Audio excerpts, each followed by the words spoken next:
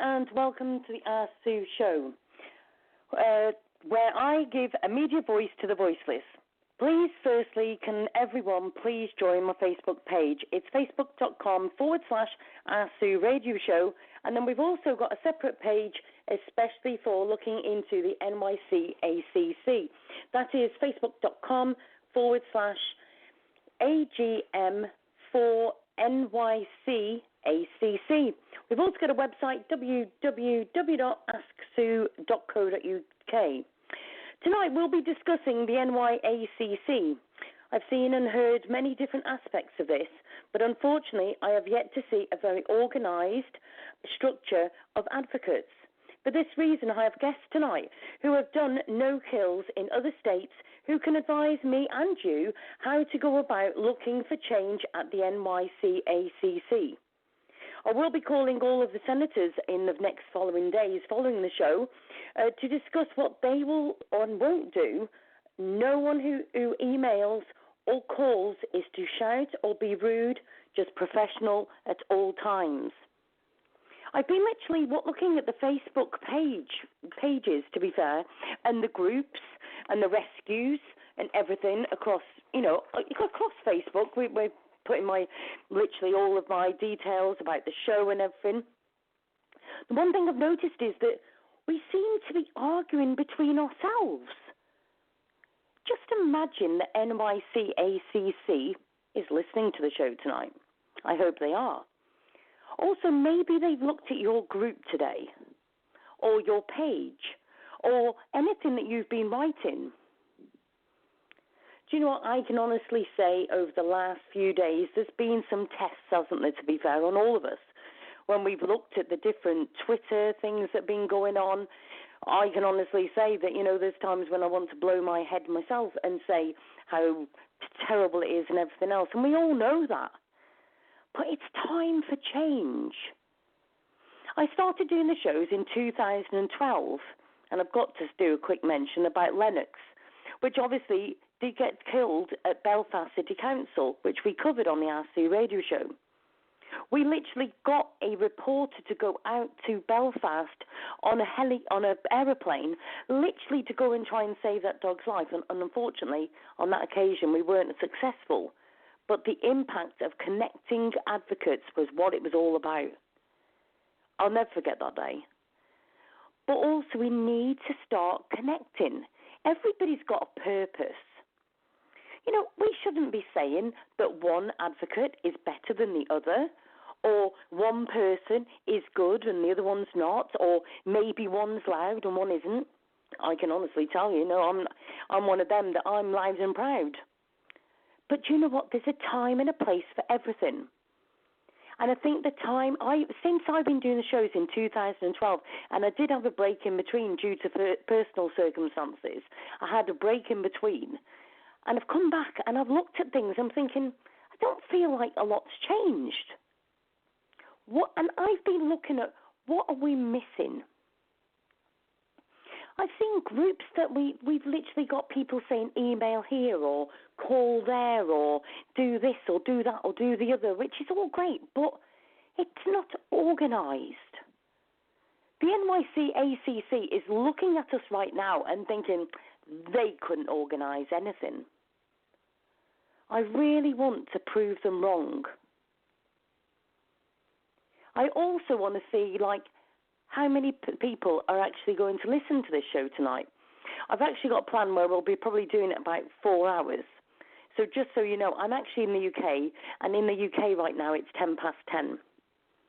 4 hours is 2 o'clock in the morning, so I am literally committed to try and help New York and the animals that are being killed every day. I see advocates literally almost having breakdowns over what we see. And do you know what? I see the retweets and the shares and the compassion and everything about that. And do you know what? I am not going to go against anybody, right, that is literally retweeting individual dogs. And I'm never going to go against those people. But you are amazing, right? You're absolutely amazing every single day. And I see these people, we get connected to these dogs and these cats. We know them by name. We know about them and we retweet them so much. And then when we find out that day or that following few days that literally this dog has been killed, it's horrendous. So to the NYCACC, if you are listening, the anger sometimes comes because we're compassionate and we're passionate about literally making a difference. I want to say to everybody, do you know what? I don't want to go against the NYCACC to the point where we can't get any further with them. We've got to join. We've got to connect with them before we can get anywhere. But what I'm going to say to you is we've got to realise that the moment they're in control, so if we go battering them too much to the point of stupid, then we're not going to be able to get through to them and we're not going to get any further. And that's why literally today I've got important guests that literally have done this same thing but over the different states in America. Now, I've got a couple of mentions first. One was for Joan L. Sample, who actually did a lovely blog, and it's called We Are the Voice Blog Spot. It was absolutely amazing. Thank you very much for all about my show, the link of the show and everything. So thank you very much, Joan. That was absolutely brilliant. I've also got, obviously, I've only got the dogs at the moment. I've got two names. Rufus and Caesar got killed today at 3:02 was Rufus and 3:31 Caesar. This is what an advocate shared. Do you know what? This is unbelievable. You know, you advocates are amazing, but do you know what? We just need to get it sorted and we need to be connecting. Everybody's got their place, everybody's got their purpose, and everybody can make a difference. Okay?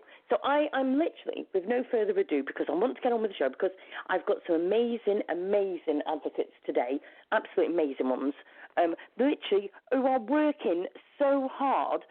I'm going to say this, actually, not just because they're literally obviously strong advocates, but do you know what? They're putting their personal time, their personal money, but you know what? They've got different people over different states doing different things, and this is where we aren't doing it. We're not connecting enough. So my first guest today is Mike Fry. Mike has worked in the animal sheltering field for more than 20 years.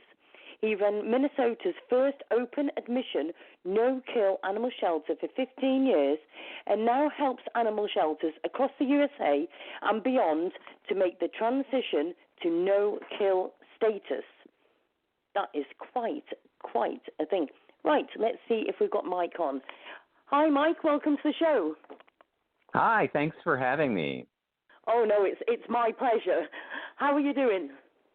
I'm doing very well. And, you know, I love the introduction you've done to the show, love your passion, and I think you're spot on with the message that you're sending. I hope so. Do you know what? There's not many shows. I'm just going to say this, right? There's a lot of shows that I do, and I've done various ones for people who've not listened to the show before. I've literally done shows where I did one that was in Tennessee, and it was about a lady called Betty Crumley, and she was putting dogs with a third of the euthanization down, and it was taking them 2 hours to die. I got sent the videos, and the noises from them dogs will haunt me for the rest of my life, Mike. Honest to God, it was unbelievable.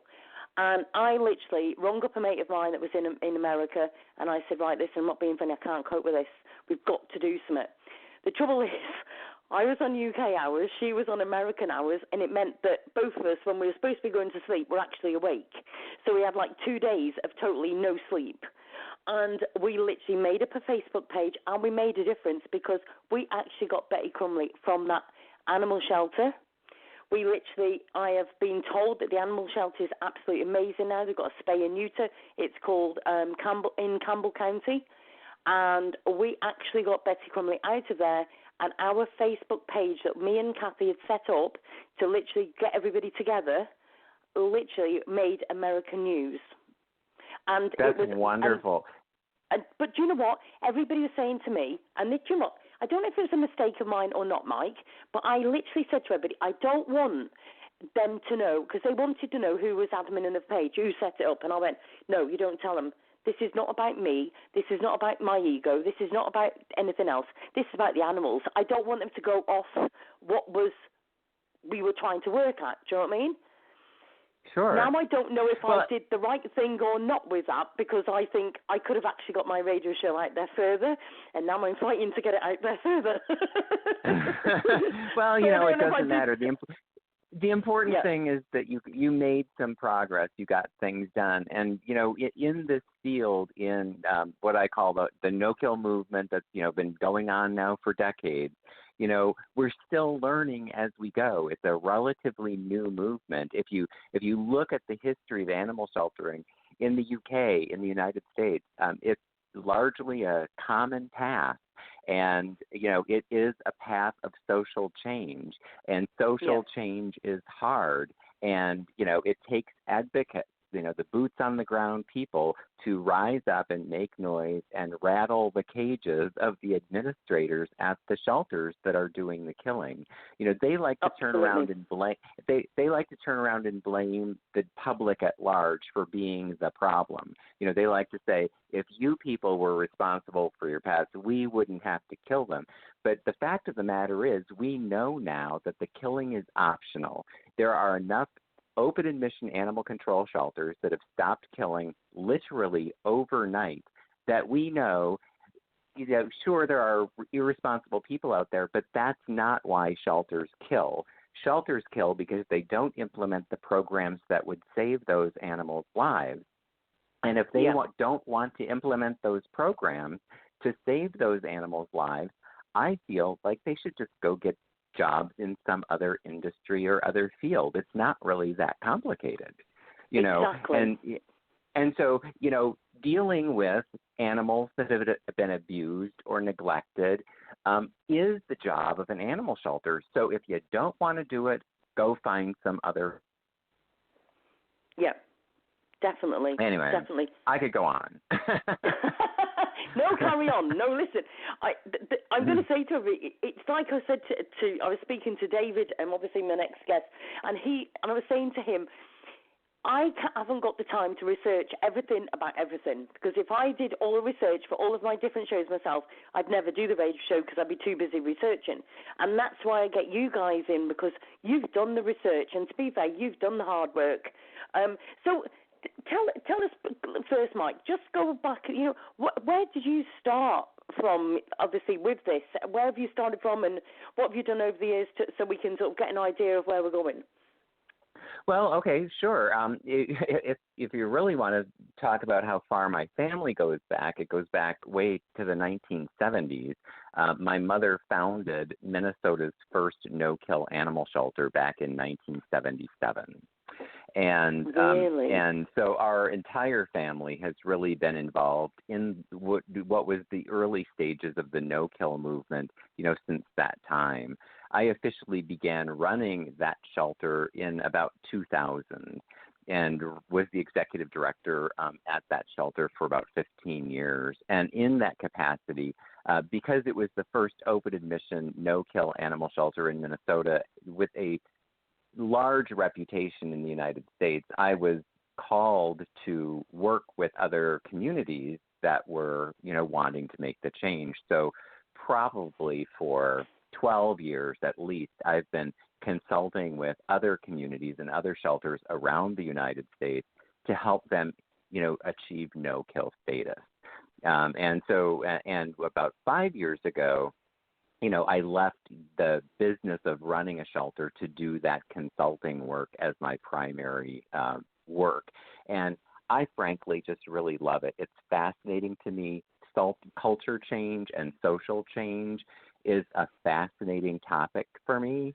And the way it works and the political, emotional, and psychological dynamics that prevent animal shelters from wanting to change, I'm fascinated with. Find it frustrating, but I'm also very fascinated by it. And I think I have a pretty good understanding why there is resistance to play in places like New York Animal Care and Control, what the resistance to change is. And I think that that's helpful to just have some perspective around where the resistance comes from. As people who want to see the change, understanding that so that we can, can only help us to be better advocates going forward, I believe. Yeah. And so Yes, that's been, definitely. I think, it's been a critical part of my work that I'm really particularly passionate about. And it gets to the leadership component at the animal shelters and in the municipalities that oversee them. Yeah. So, yeah. So my first and very important question, right, is this: that obviously I'm sure you've been looking at the NYC ACC like all of us have.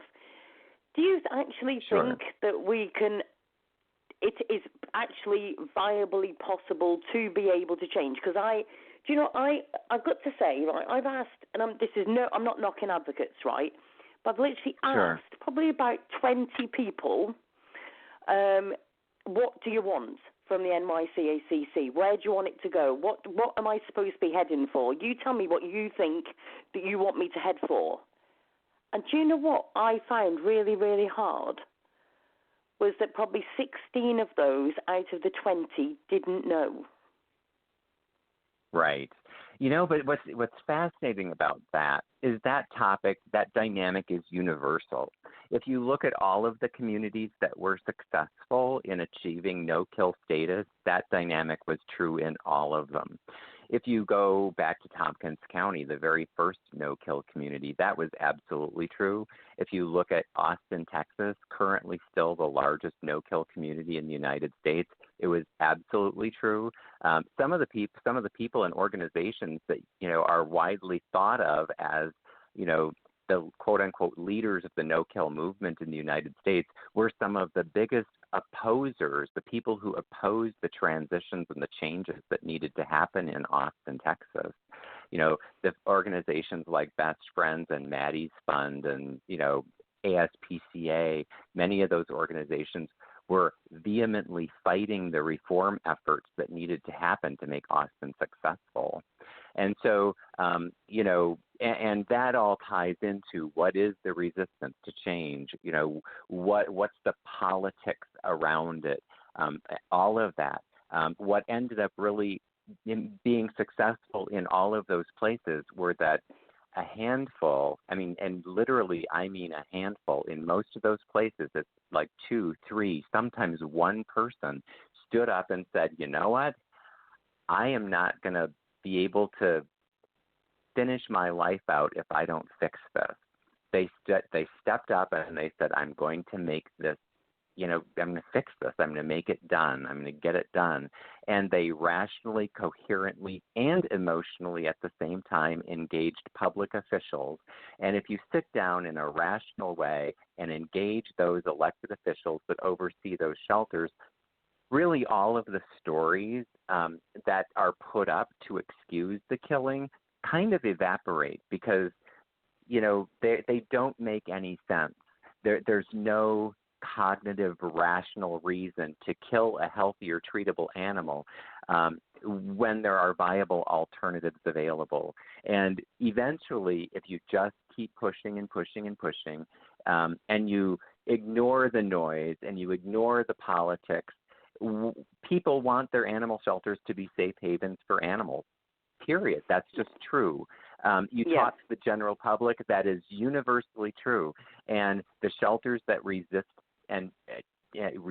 that fact, won't accept that fact, they get sidelined in that conversation. So if you just keep having that conversation, people will sway over to your side of the equation, and then the elected officials will sway over to your side of the equation. Look at what happened in Lake County, Florida. The county commissioners were basically in charge of deciding what was going to happen with the animal shelter, and it's this rural, very right-wing community. There were a handful of county commissioners that resisted change. So the advocates in Lake County brought it to the electorate, and they got those elected officials replaced.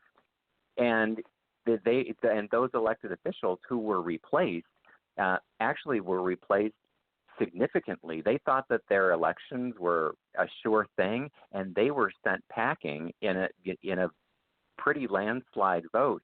And that sent a message to the county commission that you better get behind a no-kill shelter, and you better get behind it now. And that as soon as they did, everything in Lake County changed.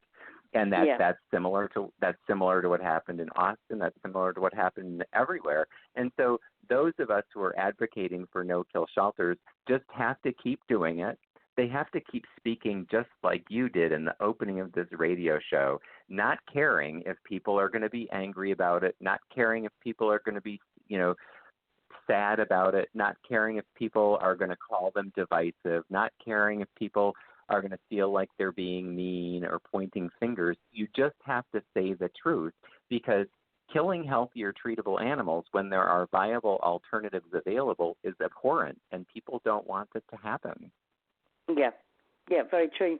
And the thing is, it's like that's the thing with me. I've said that I'm quite black and white. There's no grey with me. And if we want to make a difference, we have got to be polite. We have got to speak properly, and we've got to get the right people at the top to be able to speak without, it's hard to explain without losing my head, to be honest, because I've seen there is some absolutely fantastic and amazing advocates out there. I mean, I could run a list a mile long, right, of amazing people on Twitter, people on Facebook and everything, and they've all got their own traits, right? But the trouble is, there's too much egos with them. And it's like, no, listen, what we need is, there might be, like, I'm not being funny, I can rant for England, to be fair, but I can also speak quite thing, and I am going to, in the next few days, ring up all these senators and speak to them and say, right, what is it you want? Where will you at least meet us halfway for a starting point, and let's see what we can do together without. And explain to them that, these advocates are passionate. It's not that we're a rowdy bunch. It's just that we can see what is happening in front of us. And I think we've just got to change mindset where all of these different advocates have their places. And that's not saying that one person can't do four things. I'm not saying that at all. But we've got to have it organised. So, one person is really good at doing maybe emailing. Maybe the people that are in the UK, to save their phone bills, could actually do the emailing. Where the people that are in New York, maybe they could do the phone calls because it's on their time thing. We've got advocates from all over the world, for goodness sake, that are literally sharing and tweeting this every single day. This is already viral before I did this radio show. Do you know what I mean? There's countries from all over the world, not just the UK, all over the world that are literally watching this. I mean, and, let's face it, we've had Rufus and Caesar literally killed this afternoon. Why? I had one little thing where one dog had literally got a rescue, was literally heading to NYC ACC to go and pick up this dog, and they killed it while the advocate was on its way. Why? Because the short answer is because the people at New York Animal Care and Control clearly don't care. I mean, they don't, and that has been true for a very long time. I mean, how hard would it be? And by the way, I've been watching stories like that come out of New York Animal Care and Control, my entire career. And what's what's most interesting is the history. If you look at the animal rescue history, in New York, it's particularly telling. And for advocates to really absorb and understand that history, I believe is important, because look at the resources that have been spent there, and look at the marketing and the donations and the fundraising that have been done there, and look at how many times it has been promised that New York ACC and the entire city would be no-kill, and look at the organizations that have extremely large bank accounts that have sold that dream to the public without actually doing the work necessary to fix it. I mean, it's a fairly long list. And so it's wise to point fingers at New York Animal Care and Control because they are responsible for doing the killing. But you also need to point fingers at Best Friends Animal Society. You need to point fingers at the ASPCA. You need to point fingers at North Shore Animal League. There's a whole lot of people. You need to point fingers at Maddie's Fund, who, over my career, I've watched them dole out, upwards of $14 million on the promise that New York Animal Care and Control was going to be no kill. Those of us watching that happen could tell it wasn't going to work. They were following a path that was almost certain to not work, but Maddie's kept throwing that $14 million down that pipeline anyway.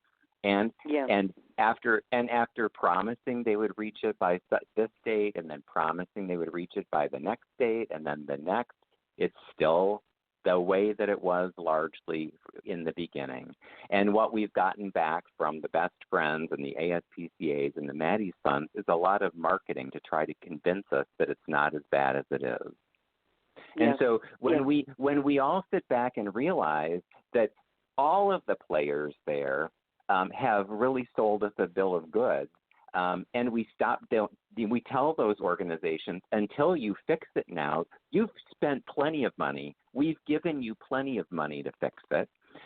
Now it's time for you to get it done. In the places it has been successful, it hasn't cost any money. So now it's time that the money's been spent, the money's been donated. Now just do the work and get it done. And until you do, we're not going to give you another dime. If that message gets sent to all of those organizations, it will get fixed, because sadly, it's the money that drives those organizations. Yeah, definitely. That makes a lot of sense. Because I keep saying to everybody, but what do they actually get out of killing them? Because the thing is, it's not that they're going to make more money because they're dead or anything. Do you know what I mean? So why? It's like, do you know what? I'll be honest. I try not to focus on each individual dog. Now, and people can jump on me for this, but I can't, because if I got too wrapped in that, I ain't going to be able to do my radio, because I'd probably be shut down because of my swear words. Plus, right. And I have to keep professional. Oh, trust me, I've been there.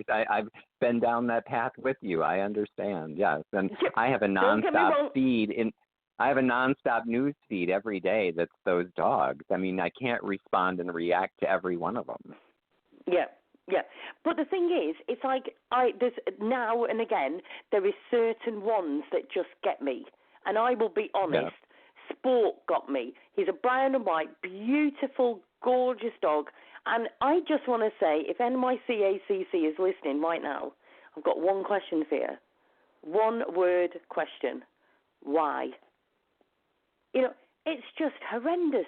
Do you know what? Yeah. There was one day when there was only one dog that was killed. Why? Why did they not just keep that dog for another day to give us a chance to think? One dog. They could have actually had a clean sweep, and us as advocates would have jumped up and cheered with hooray, because of the fact that they didn't kill on that one day. Do you know what I mean? Yeah, I do. If you want, I can actually answer that question for you. It's a little bit of a long answer, but I can answer that question for you. No, go on. If you want. I like people with answers. Go. Okay, so this gets back to the history of the animal sheltering field in the United States and the UK. That industry was started in both places really as a rabies control model. If you look at the history, that's where it came from. It was a catch and kill model entirely. And people have different feelings about, the No Kill Advocacy Center. He tells us redemption, the myth of population, and the no also in the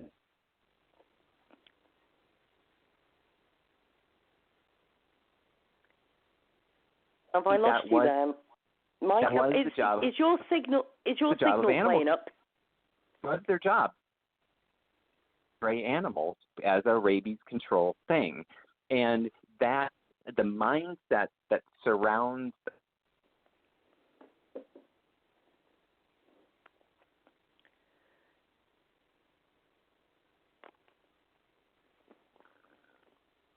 Mike, I seem to have lost you somewhere. I think we've actually lost Mike. Hopefully he'll call back in. Have we got Mike? Are you still there?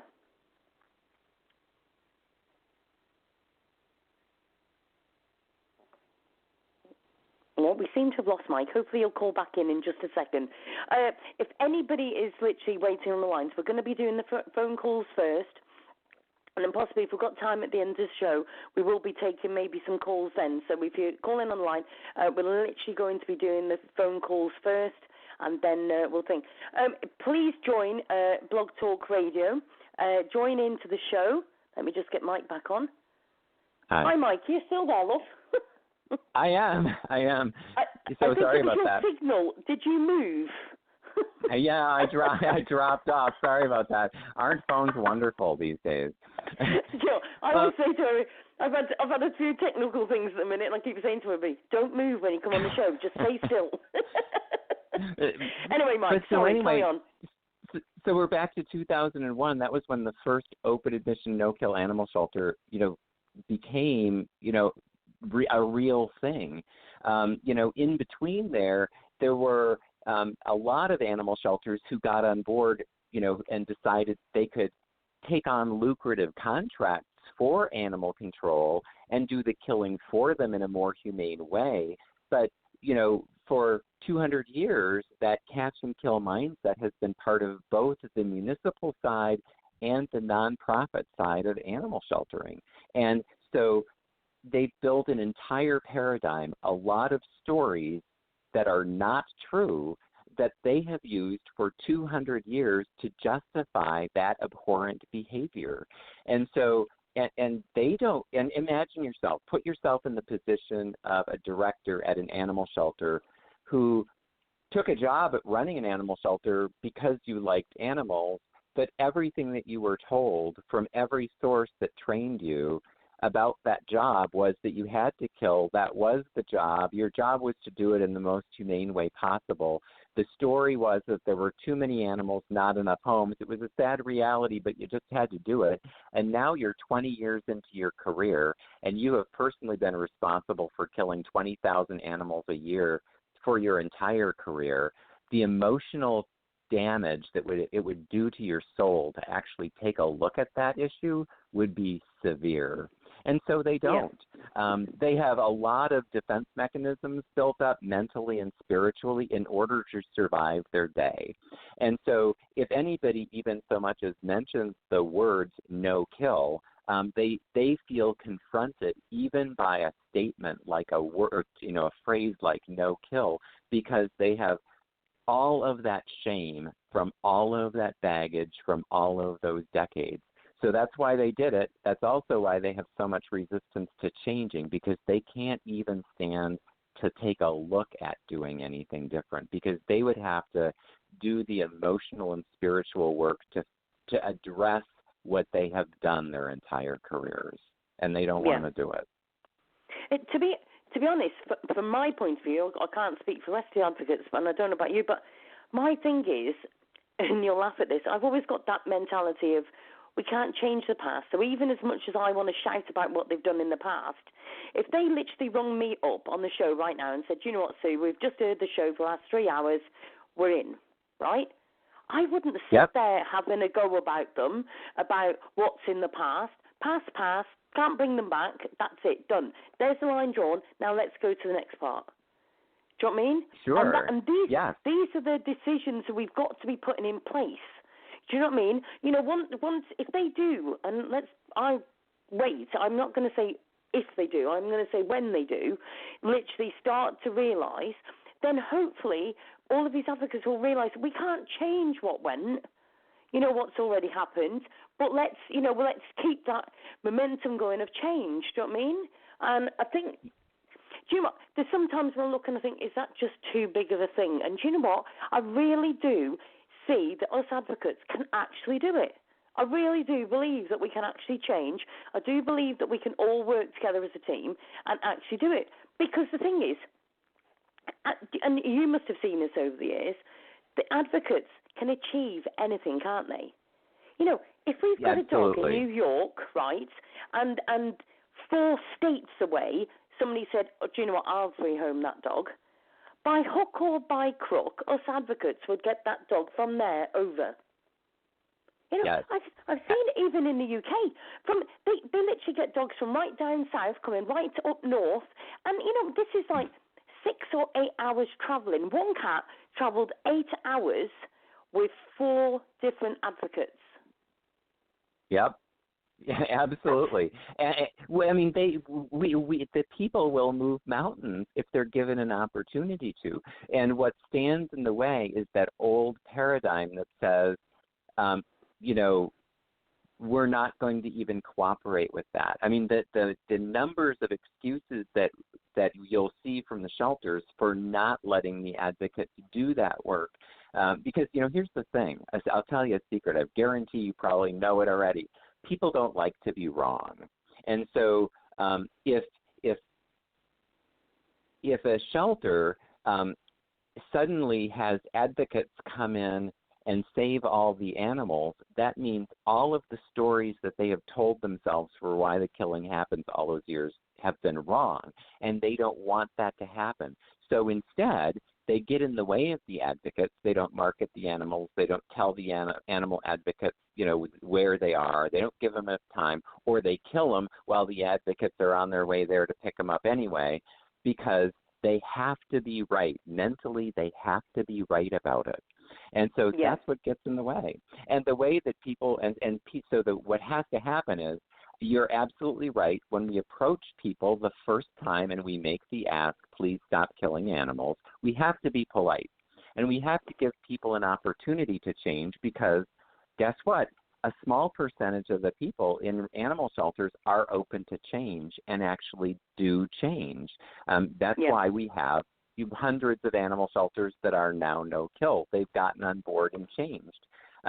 But when they don't change and when they're resistant, that's when the animal advocates, I believe, are fully, should feel fully entitled to be as angry, be as mean, be as emotional as they want to be, because what they get back from those people, the resistant shelters, is really not nice either. And killing animals that those advocates are willing to save isn't nice either. And so at some point we have to come to realize, you know, we all have to play by the same rules. And if the shelters will be polite and nice and treat us respectfully and start saving the animals, sure, we can set the history behind us. But so long as the killing is going on today, I don't think we have to be nice about it. Yeah.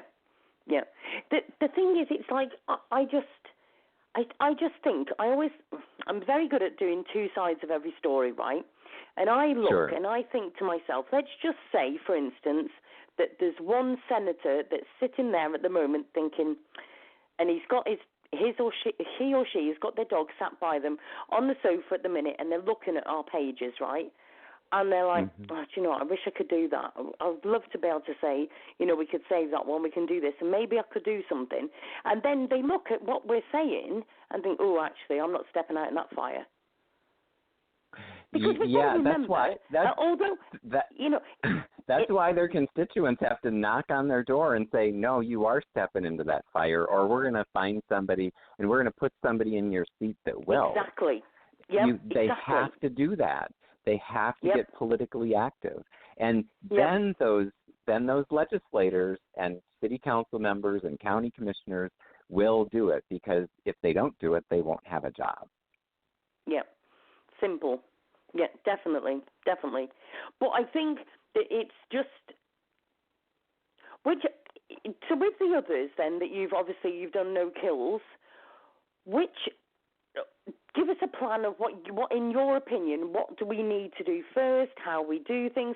Give us a bit of a base to go with, because every single day I see different advocates suggesting different things, but it's not in an organised manner. So give us a bit of what you think we should be doing.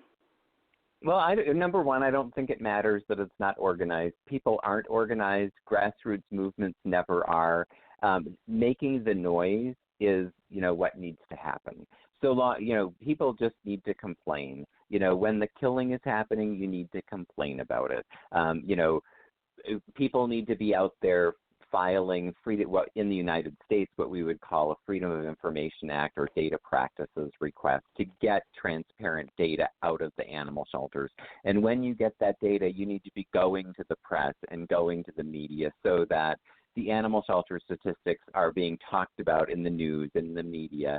And then you need to engage your city councils, your county commissioners, and bringing that data to them, because ultimately it's their job to oversee that. And if those, animal statistics are on the front page of the paper and people are angry and people are, bringing it, as an issue at election time, that's how that conversation will go forward.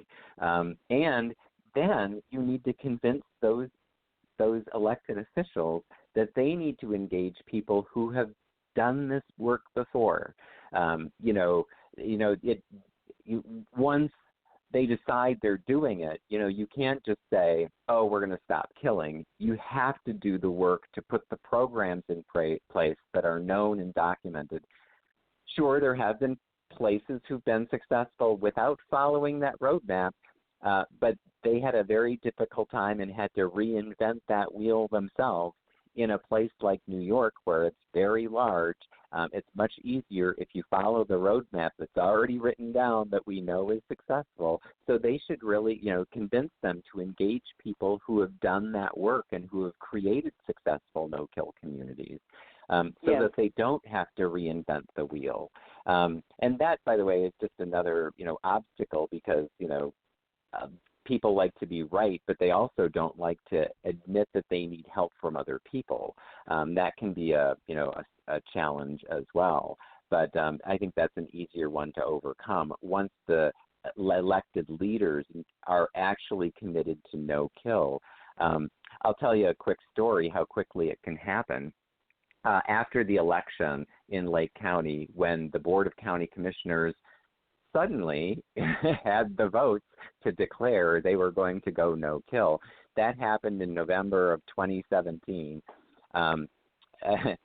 They decided they were going to take over the shelter and run it as a no kill operation on January 15, 2017. So really just a couple of months of, prep time from the election and the decision to when they were actually taking over the shelter to run it as a no kill.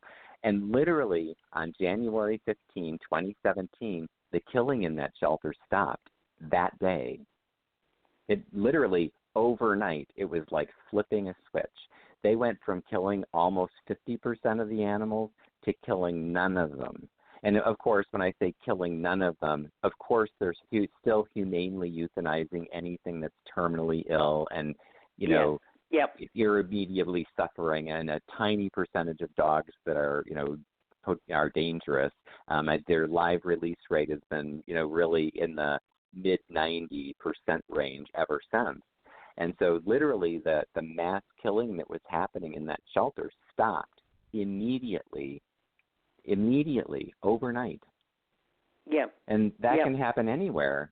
And it didn't cost them a bunch of money. They just used the roadmap that was already written down, that has worked elsewhere, that isn't that hard, that any place can do. And that can if that can happen in Lake County, and if it can happen in Austin, Texas, and Reno, Nevada, it can happen anywhere. Do you know what? Just even the thought in my mind, and I don't know about my listeners, but just the thought in my mind for a vision. Let's just all stop for a minute and just have a quick think about this. Imagine if we had a day where the following day we could get up and there wasn't any pictures of dogs that had been killed. Well, unless they had a reason. Do you know what? I can almost feel a glow in my heart with that. That just the thought of that is enough to inspire all of us, surely, to goodness. Yes.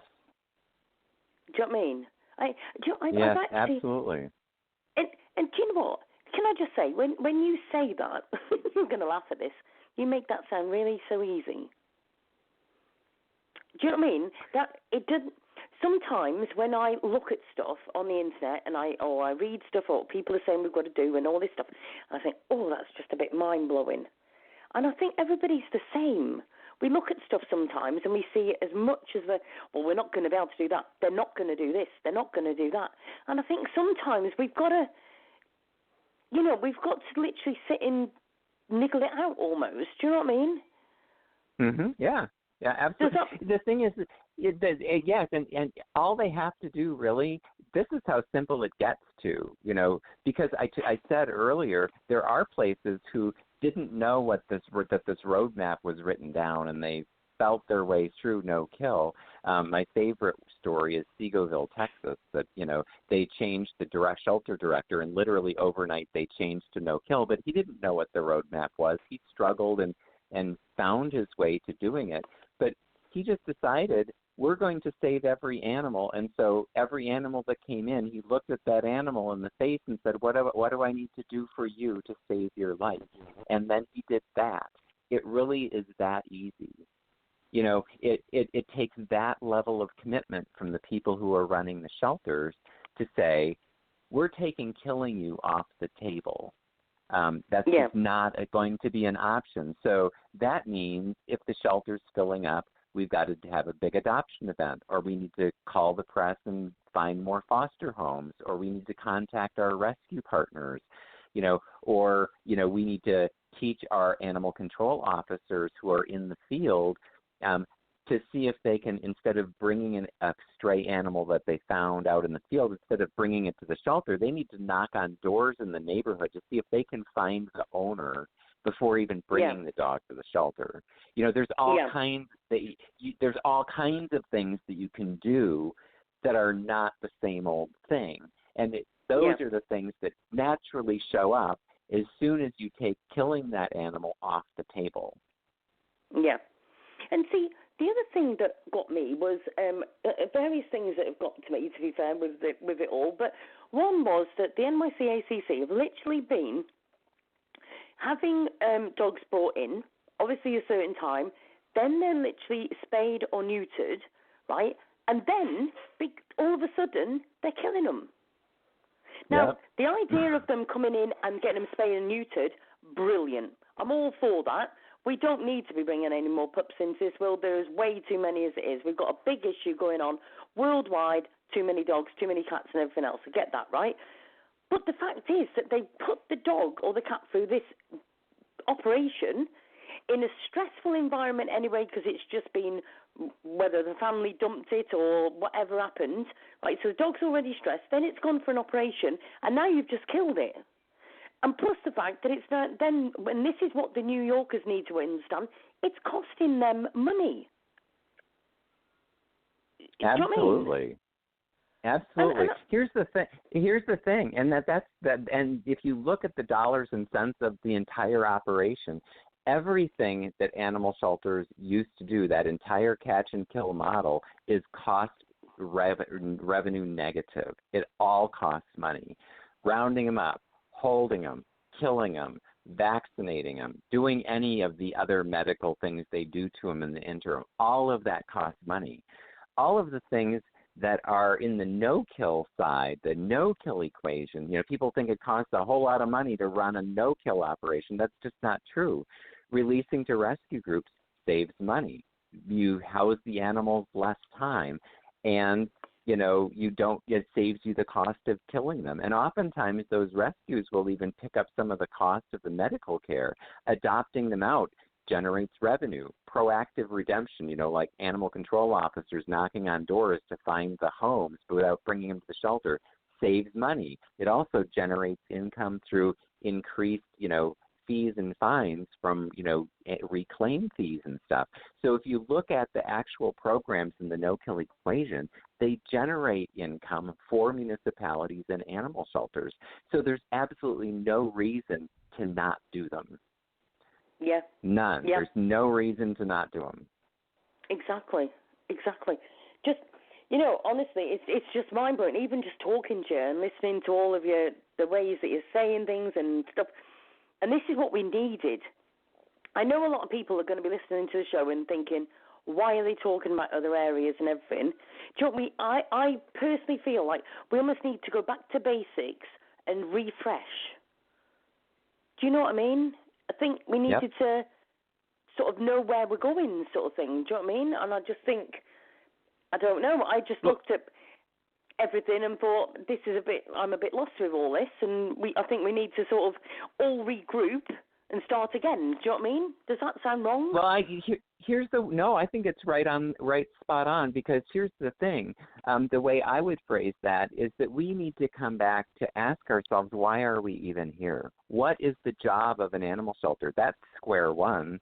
What's the purpose for it? Why is it here? What do we want it to do? What do we expect or want from our animal shelters?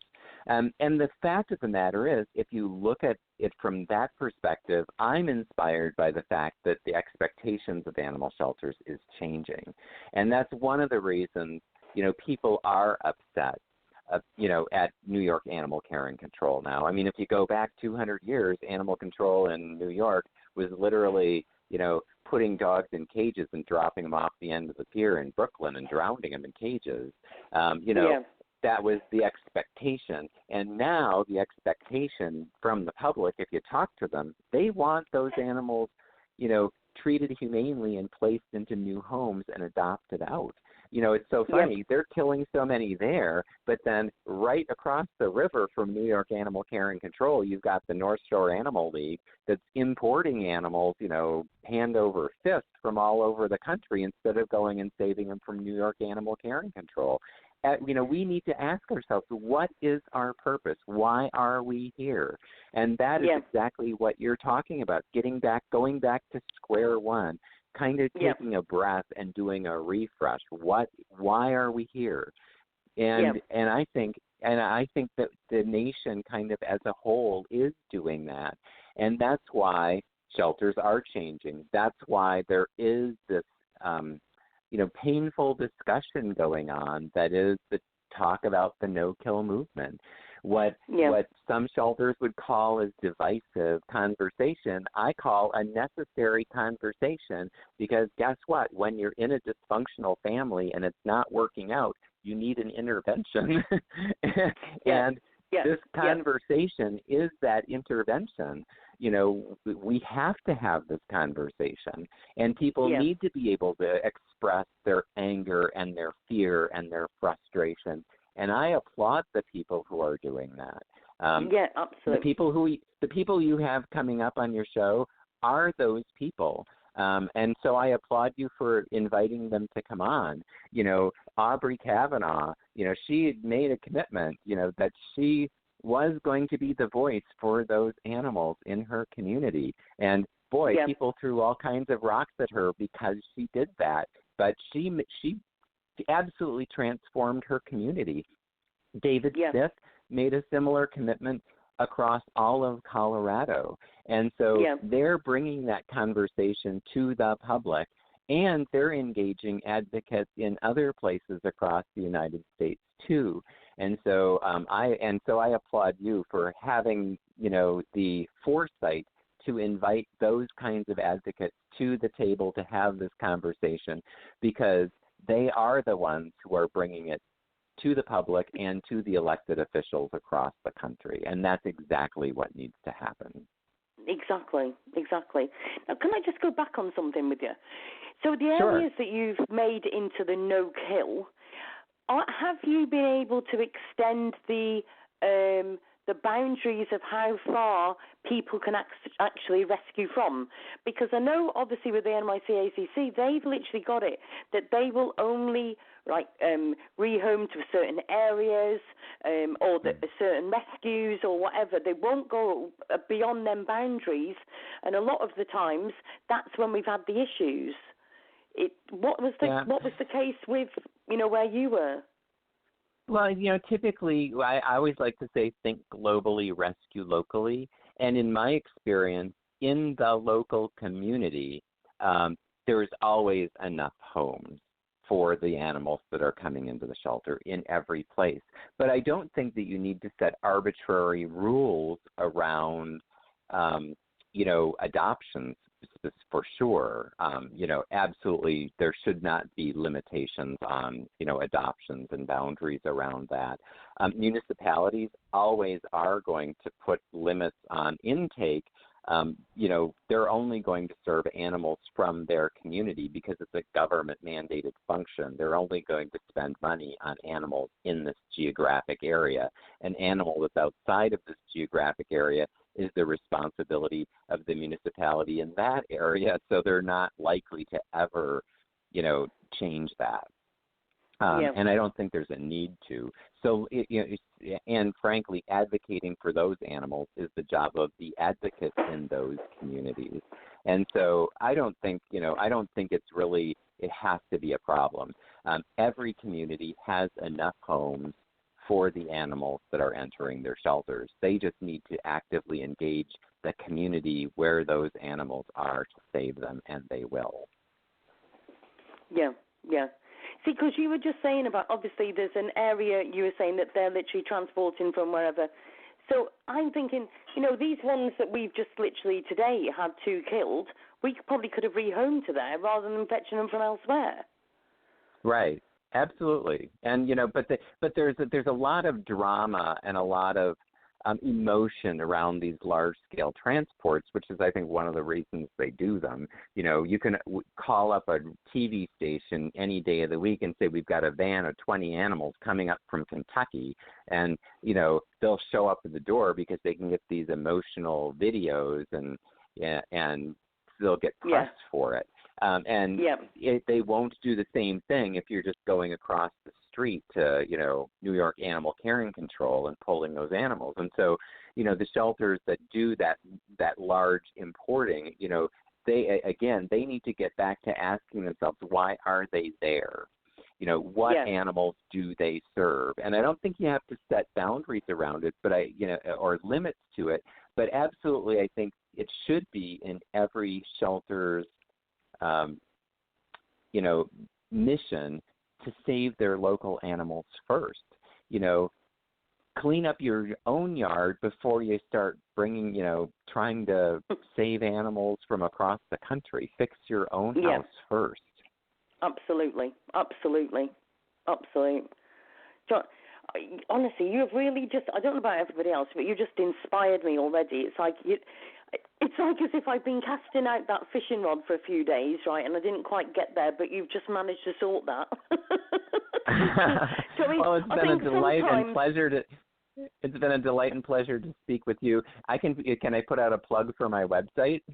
Do you know what? You read my mind, didn't you? I was just about to say, plug away. No, listen, you've come on here, you've shared your time with us, and you've been and obviously I didn't have a chance to speak to you before, but honestly, you've just been, there's a reason you came on.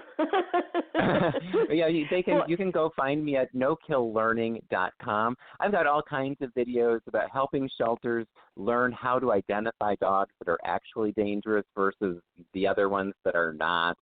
How to solve litter box issues. That's the other thing. Shelters oftentimes kill cats for inappropriate urination, and they can solve that problem too. There's a whole list of problems that animal shelters can solve instead of killing animals because of them. And all of that information is on my website in text and video form. It's very interactive, and advocates can learn a lot there too. Yep.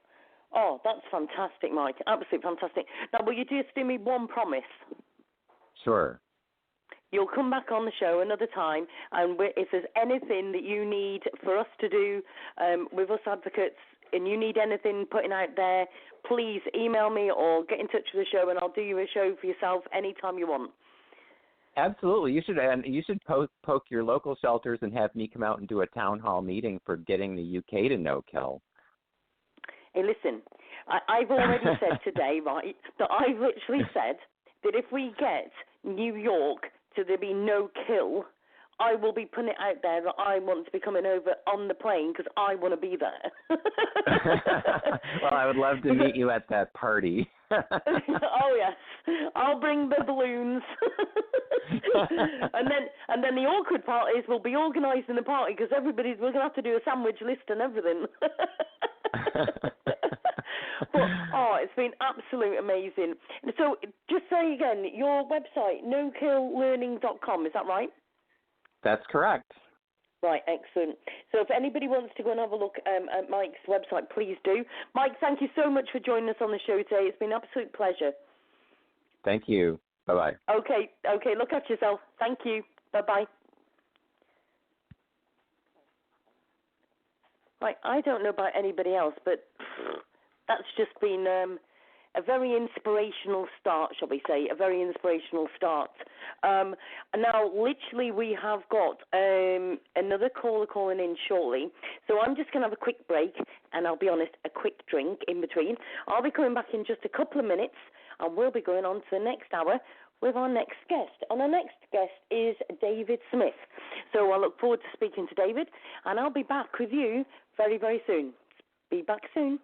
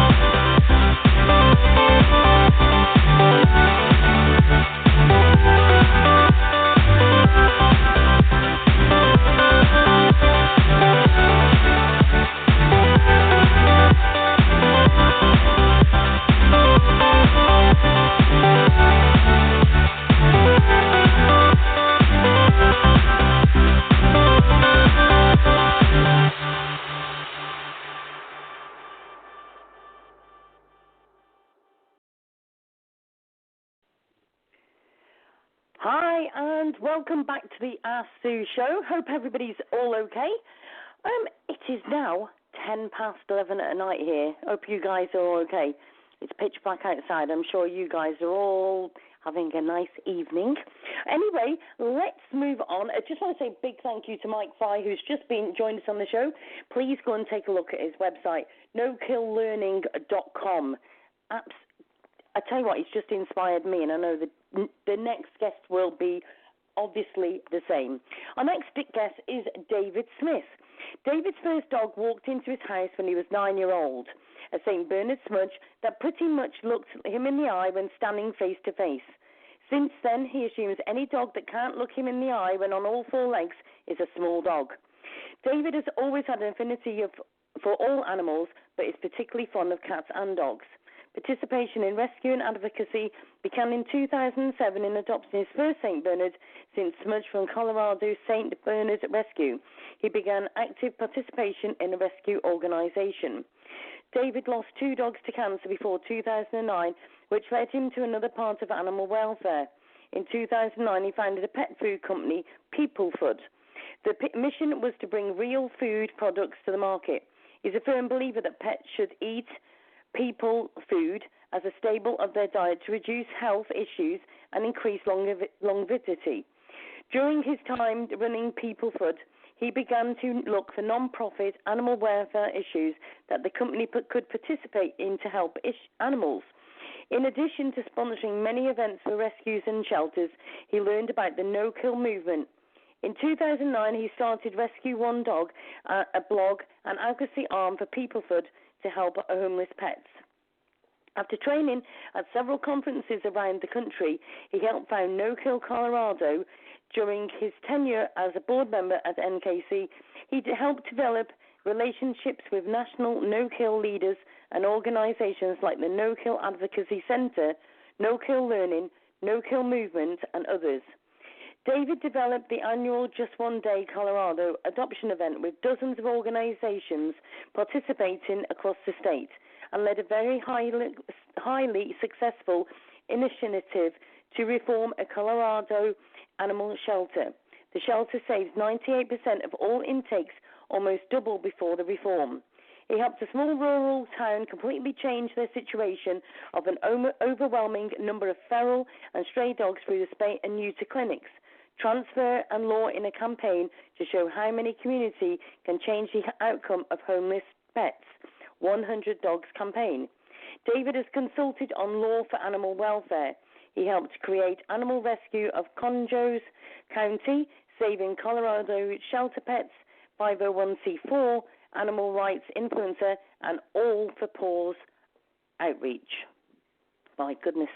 With that sort of thing, I think we'd better get him on the show. And quickly, very quickly, let me just say, if anybody's wanting to know more page, please go to www.facebook.com/Sue Radio Show. Hi, Davyd. Welcome to the show. Hi, Sue. Thank you for having me on there. That was a mouthful, wasn't it? I think I have to cut down that bio. No. That's very, very impressive, and that's exactly why I got you on the show.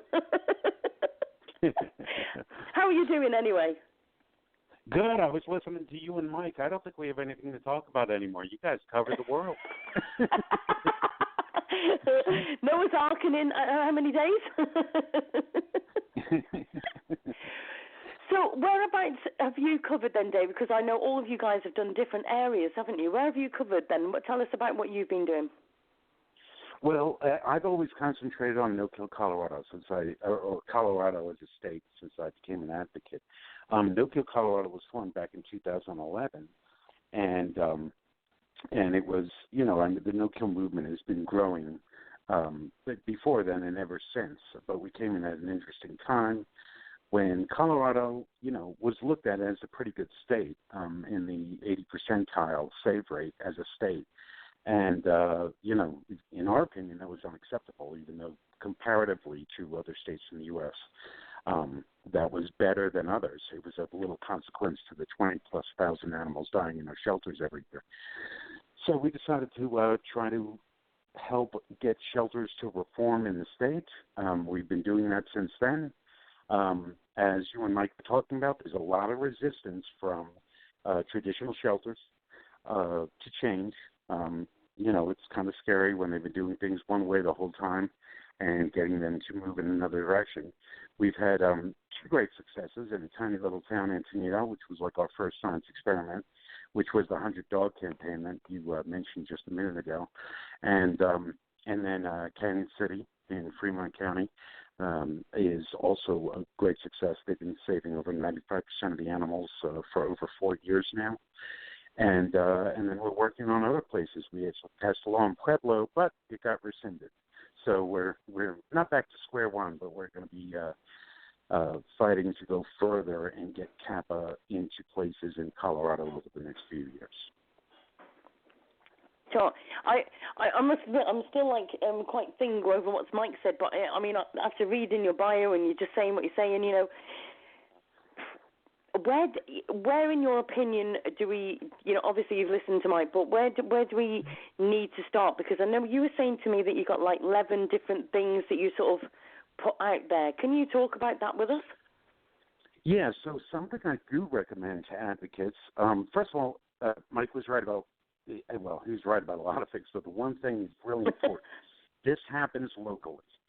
So there has to be local advocates involved. And then the first thing that they can do, which is really effective in order to talk to elected officials and even the shelter, is look at the no-kill equation. It's available to you. You can find it at No-Kill Learning at the No-Kill Advocacy Center. It's 11 common sense programs and services, things like a foster care program, a comprehensive adoption program, TNR, spay-neuter, you know, community outreach, marketing, PR, retention, redemption, all those things.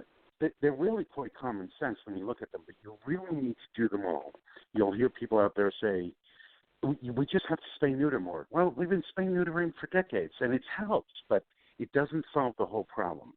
So you take those 11 things, and you go to your shelter, and you audit your shelter.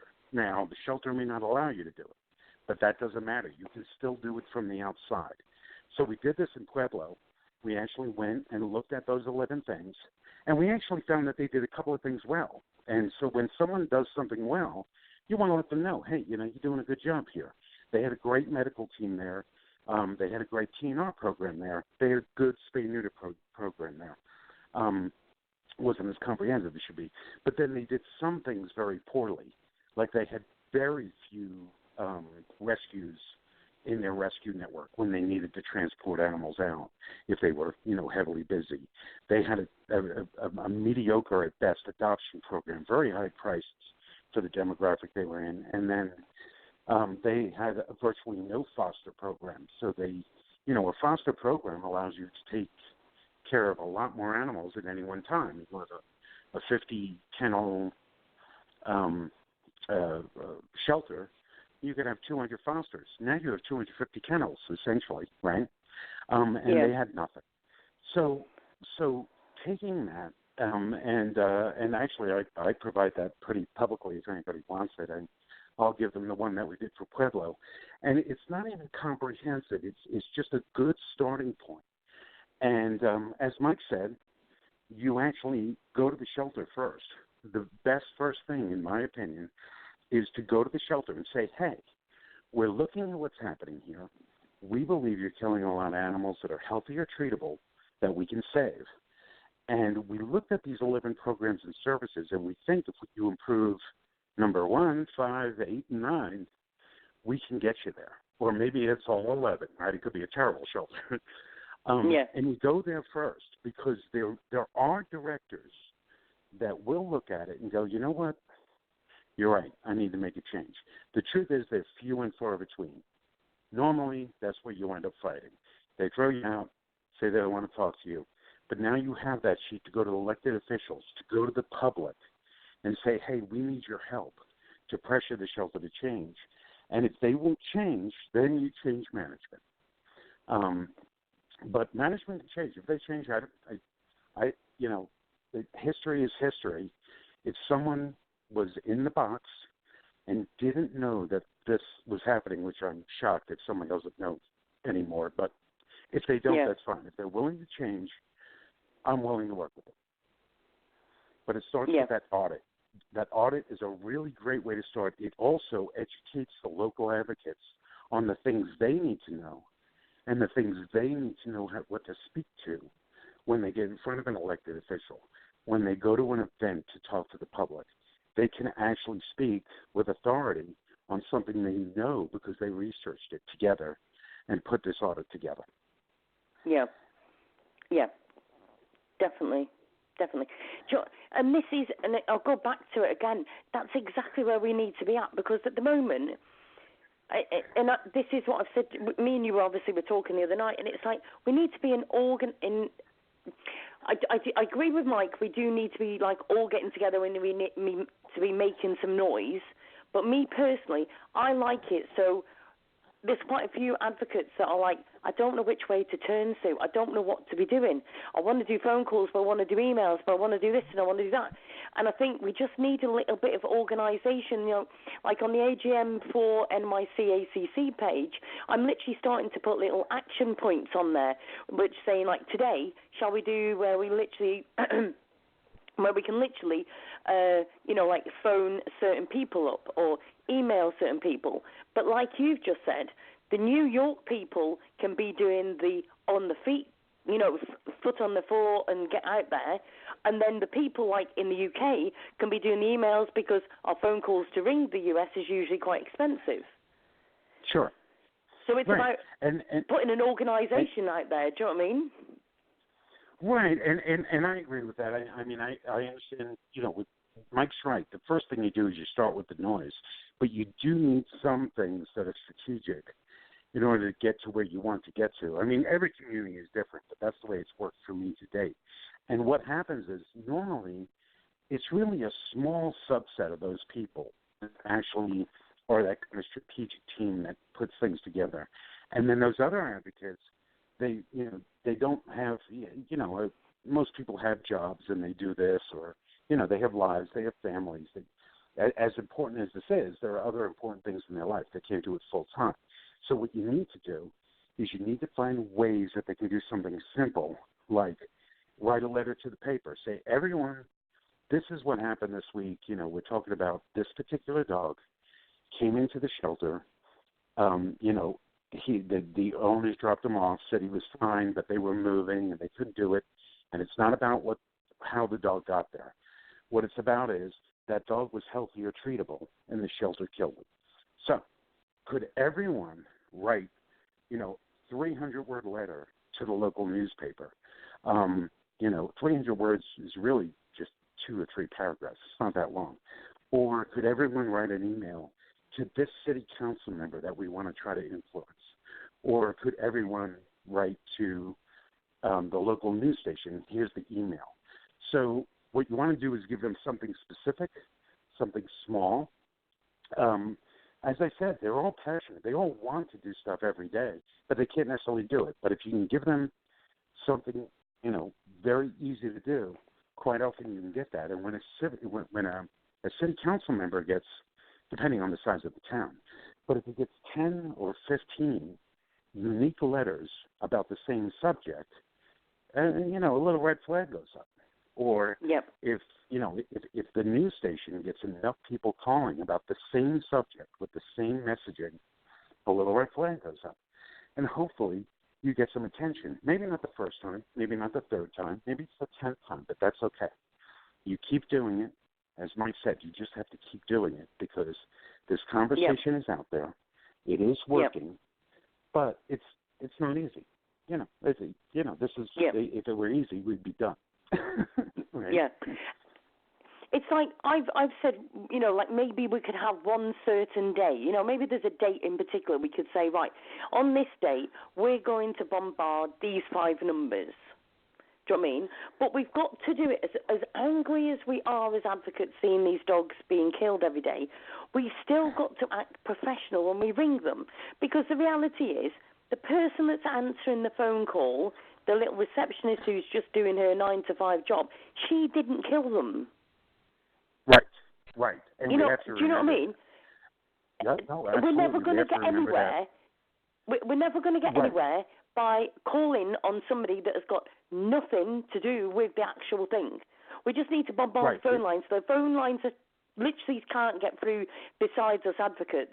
And so we just bombard it, even if it's for a couple of hours, and I keep saying this to everybody, I don't want the NYC ACC having anything to say to us, well, you've just literally threatened, such and such, or, because you blocked the phone lines, we couldn't get a dog saved, or whatever. So I keep saying to everybody, don't ring the actual shelters, because the thing is, I don't want them to have anything to throw back at us. Do you know what I mean? No, I want it so that they can't do this stuff back, because two wrongs don't make a right. Do you know what I mean, at the end of the day? And that's how that audit that I started with helps you. You do that audit, you talk to shelter management. You have one meeting with them, half-hour meeting.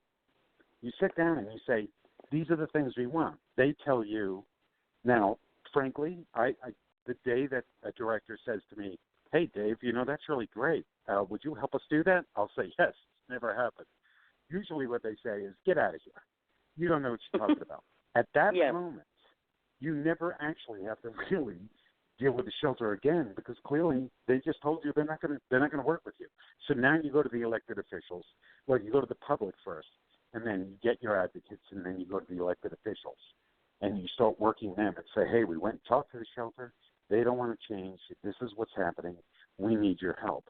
And that's something I think is, by the way, I get criticized a lot for being strategic when it comes to politicians. It's really funny. If you look at online, you'll see criticisms of me out there. One of the things we did, I'm going to tell you something I was criticized about, so I'm sure this will be online tomorrow if anyone listens to it. We were working in Pueblo. We had 7 city council members. We needed 4 votes. We had 3. We had 3 against us that we didn't think we could win over. We had 1 on the fence. As it turned out, nicest guy in the world, really, really nice guy, and he really cared about kids. Well, some of our advocates were both pet advocates, and they were advocates for children. So he was doing some events for kids, and so they volunteered for him. And it gave them the ability to spend some time with him and say, hey, this is great.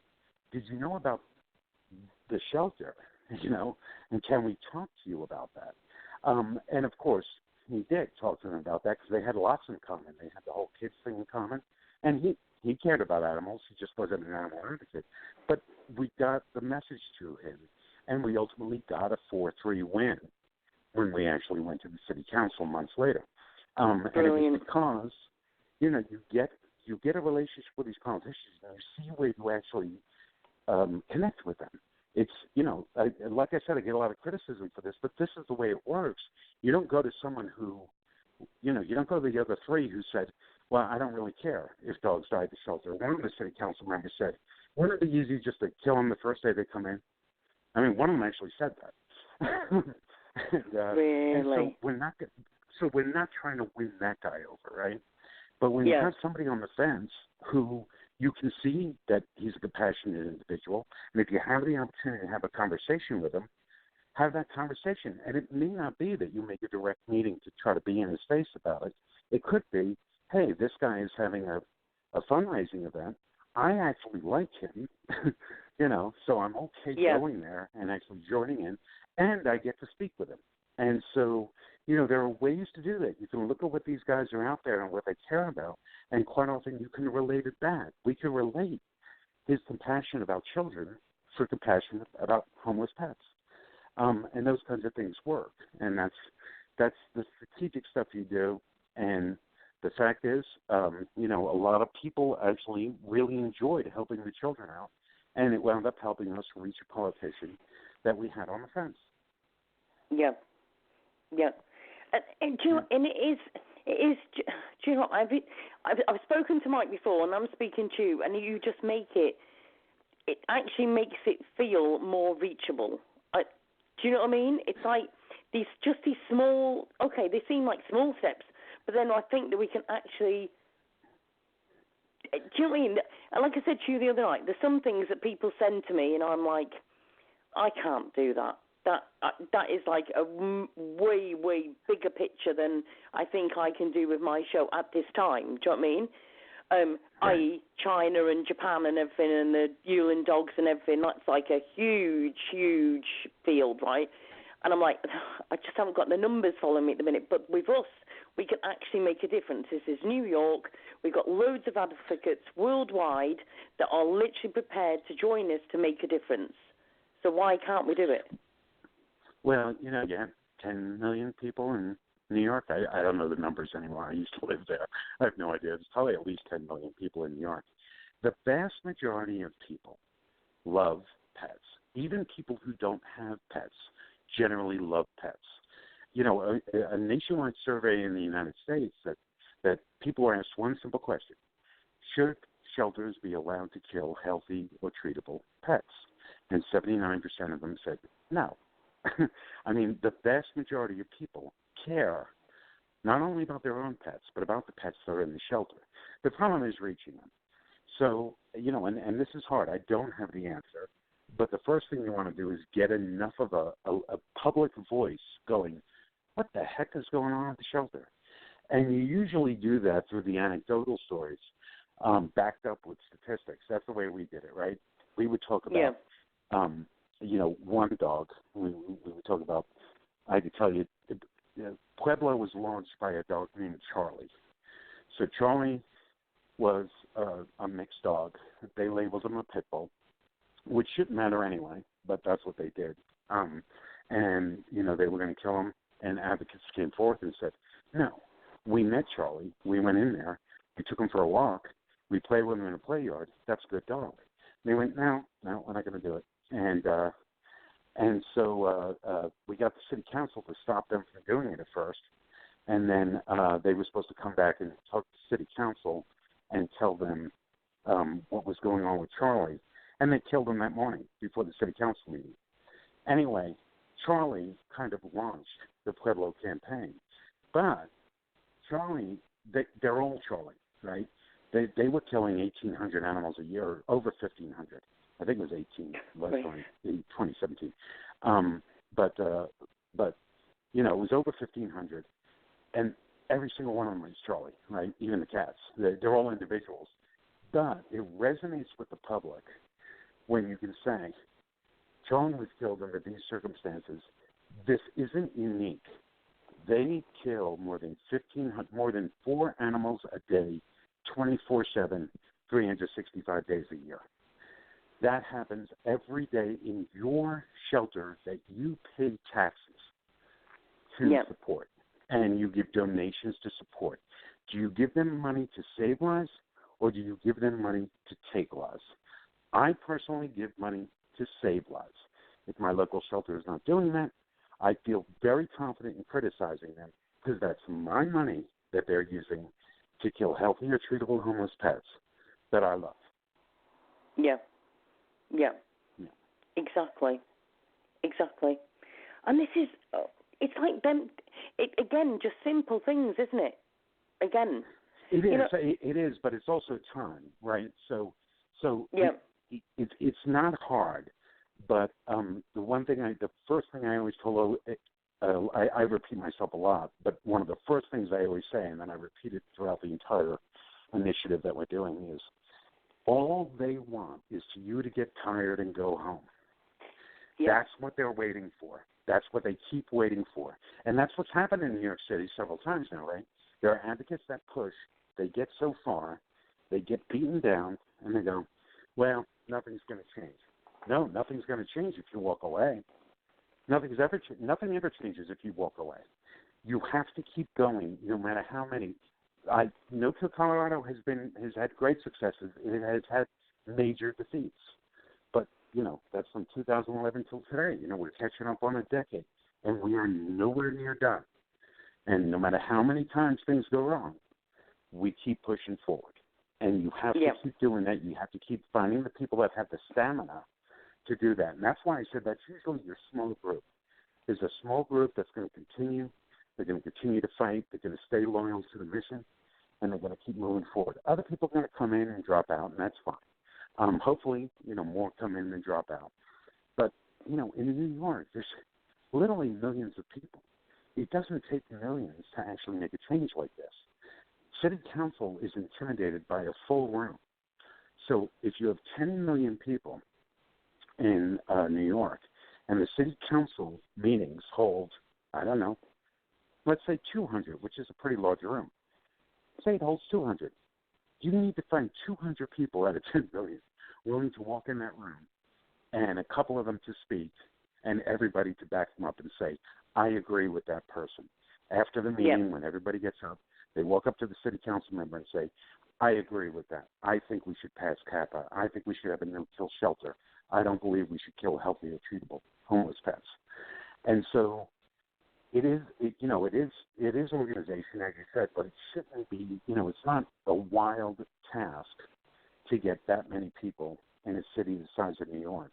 In Pueblo, we had, I don't know, a couple of thousand, I think, maybe 2,000 following our Facebook page, which isn't a huge number, but, that city only has, 100,000 people in it or something like that. And then, but we did fill the room at City Council.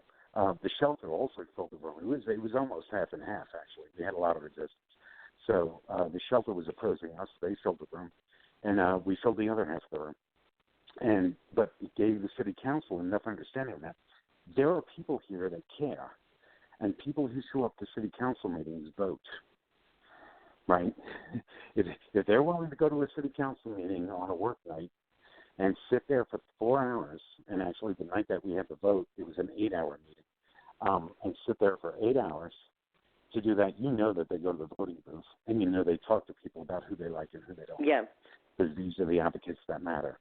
And as Mike said, in Lake County, they actually got people out of office who didn't support what they were doing, which is fantastic. That's the way to really do it. And I tell politicians this all the time. I say, nobody ever lost an election by supporting puppies and kittens. You may not win it, right? It may not make you win, but you're never going to stand up as a politician and say, I believe we should save puppies and kittens. No one's ever going to say, that's it, I'm not voting for that guy. That's never going to happen. So it's really easy for them to say, no, I support saving puppies and kittens. The people who don't say that, it's far more damaging the other way. So there's no party affiliation. I don't understand the parties very well in England, but they're similar, right? Conservative versus Labor. We have Republicans versus Democrats. It's irrelevant. This is the one issue in America that isn't partisan, that I know of, that is completely nonpartisan. There are very conservative politicians that have dogs and cats, and they absolutely adore them, and they care about animals. And then there are Democrats who have cats and dogs and absolutely adore them. This is something that's so easy for politicians to agree on if you get them the message correctly. Yeah. Honestly, I'm just sat here absolutely. I don't know about everybody else's, but my head's spinning, thinking, right, well, I want to do that. Just because I can probably bet my bottom dollar that some advocates are listening, going, I thought she was talking about the NYC ACC today. We are. This is because you, to be fair, David, have done what we need to be doing, and this is why I brought you on, and this is why I brought Mike on, because I think we just needed to have just that fresh start to reunite again and get all together again. And can I just say something, Mike? This has just come into my head, and it's quite random sometimes. Things do pop into my head. Have you ever watched Bug's Life? Yeah, it's been a while, but yes, I did. Now, does everybody remember? Yeah. And does everybody remember that little tiny ant called Flick that literally stood up and said, no, you're not having, to the grasshoppers, no, you're not having our food, and then look what happened. Right. It's only when that one ant stands up and all the rest of the ants stand behind that we're going to make an impact against the grasshoppers. There's a beautiful little movie. It's about 20 years old, called The Power of One. It's about South Africa, and it's about a young man. But you should watch it. I read the book, and actually I didn't enjoy the book half as much as the movie, which doesn't usually happen. but it's about one man who stood up. He's a young white man, and he stood up to what was happening with apartheid, and it really only takes one person. And I remember telling this story. I tell this again. This is one of the things I probably repeat too much, but there was this woman named Anna in a place called Encinitas, Colorado. This was our first kind of really interesting success where we understood that we could actually implement the model. Tiny little town, only had like 800 people in it. And Anna called and said, this is like a third world country. There's 100 dogs on the streets here. It's just horrible. People are afraid to get out of their cars. And I'm like, okay, sounds like an exaggeration. 100 dogs in a town of 800. Yeah, they're strays. That doesn't make sense. Well, we went down there, and there were 100 dogs on the streets. We were shocked. There really were that many stray animals in that town. So we started the 100 Dog campaign, and our goal was to pull 100 dogs off the streets and find them homes, and spay-neuter 100 animals. Well, we reached out to the public, and we reached out to the Colorado community broadly, and we got like 2 veterinarians that dedicated their time. We got a veterinarian clinic that gave us a great deal on like med kits and things that we needed. Vet techs came from all over the state. The local people, which we were told, it's a poor community. They don't care about pets. They're farmers. They don't, they treat animals like products. And I'm like, I don't know if that's true.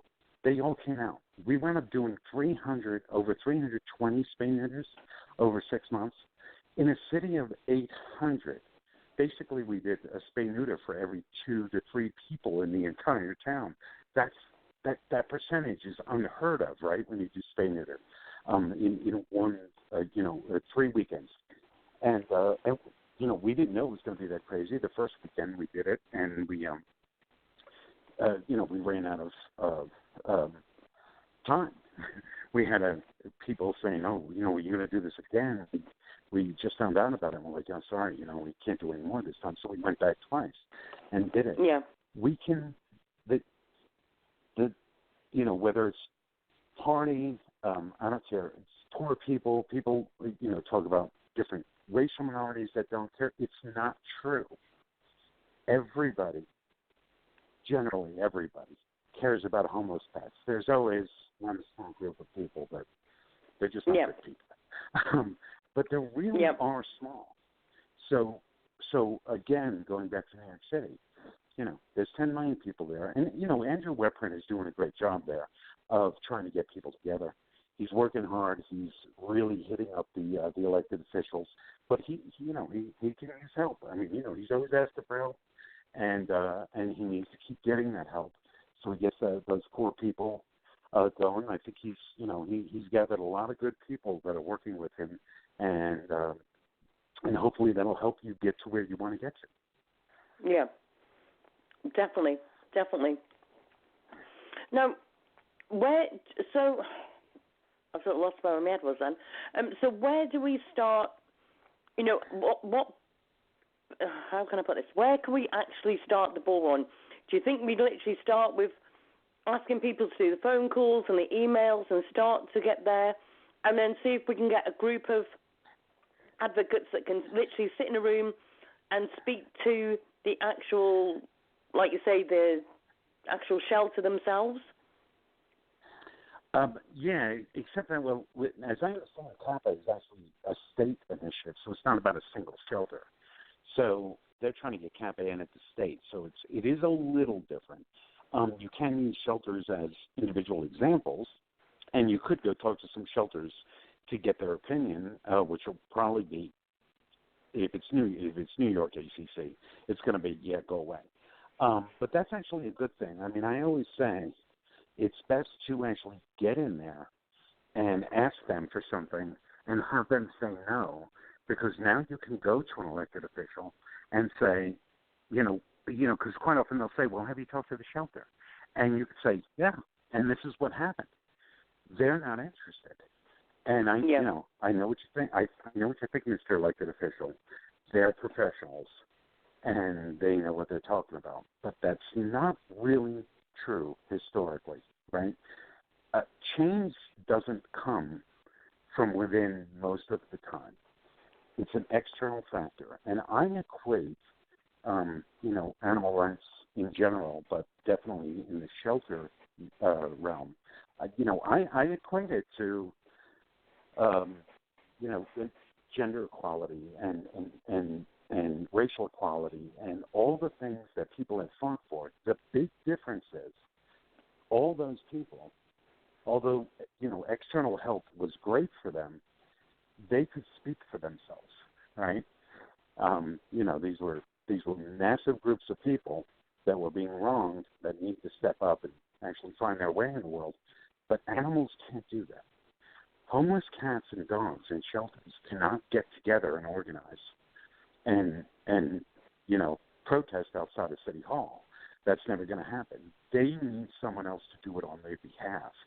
And that's that's one of the big differences of this movement. But the movement is always happening from the outside, right?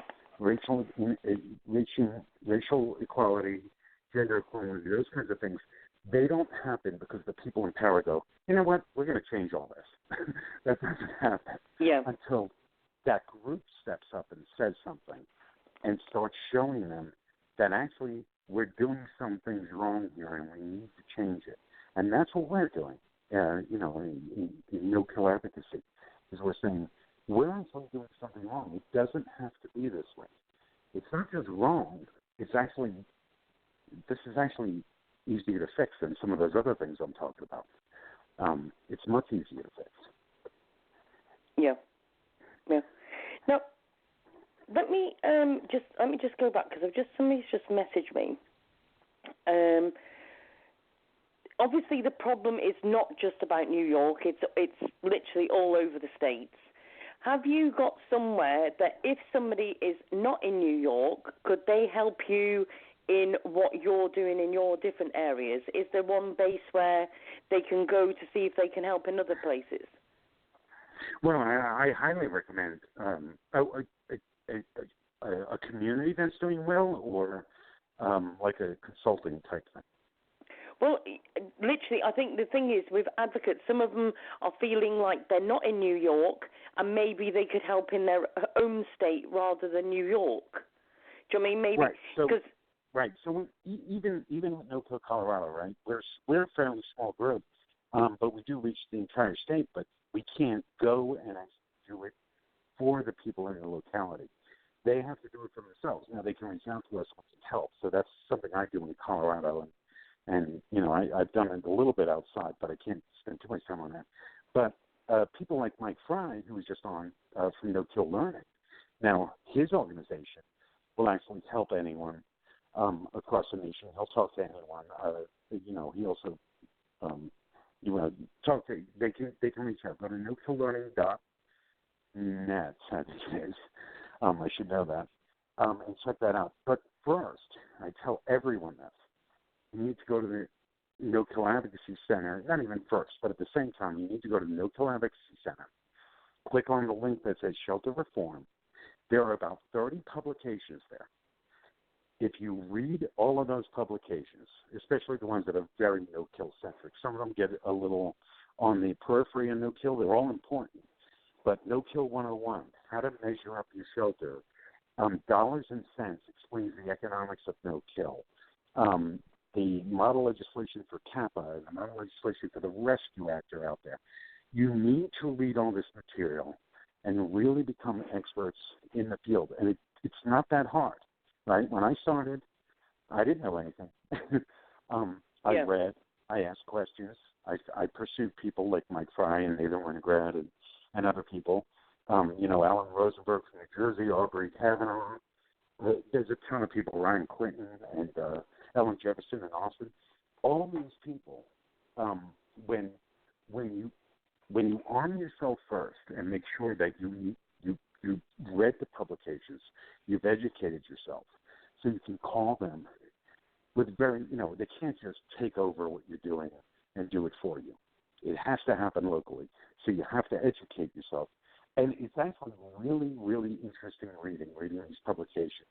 and reading watching the videos on NoKillLearning.net. They really, you can learn it all on your own, in your own time. It won't take that long, but you could take as little as, you could binge and do it in a couple of days, or you could, just slowly start following these and reading everything that's there, and you will become a no-kill expert in a very short period of time. And it's really good information. It's all true. There are very clear, true examples of, as he said, Austin, Lake County, Kingsley, Washoe County, Charlottesville. They're all over the U.S., right? There are examples all over the U.S. of open admission communities that have done no-kill. So we can stop making believe it doesn't happen, because it can't be impossible if it already exists. And it already exists in communities across the United States and outside the United States as well. Yeah. So what we'll do is, just so everybody knows, I'll literally get all the links, and I'll put them all on the ASU radio show page, but also on the AGM for NYC ACC. So don't bother rushing off to get your pens to write all this down. We'll put all the links in. So obviously you can catch up with everybody. We'll make sure we'll put the profiles of all of your Facebooks and everything. So literally you'll be able to catch up with everybody after as well. Because I know what it's like. I'm the same, and I'm trying to write half the stuff down, and I'm like, well, forget this. We'll just put the links at the end. Right. And if there are any that you forget, just let me know the ones I missed. I'll try to remember to send you a list after we get off. Yeah.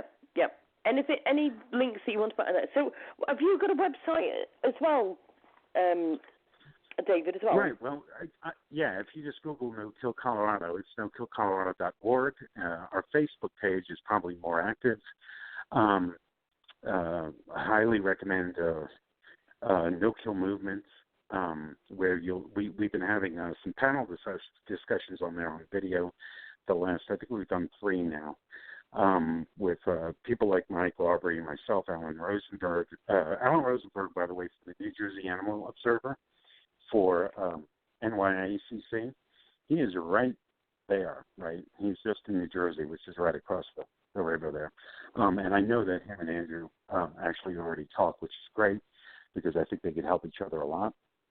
But he's another great person to follow, New Jersey Animal Observer on Facebook. He is a statistical genius, because I'm a data person, but Alan is so much better at actually putting it together than I am. I just love reading his stuff. I just want to throw him data and just have him give it back to me, because he does such a great job of understanding why a shelter is not performing for the data that's there.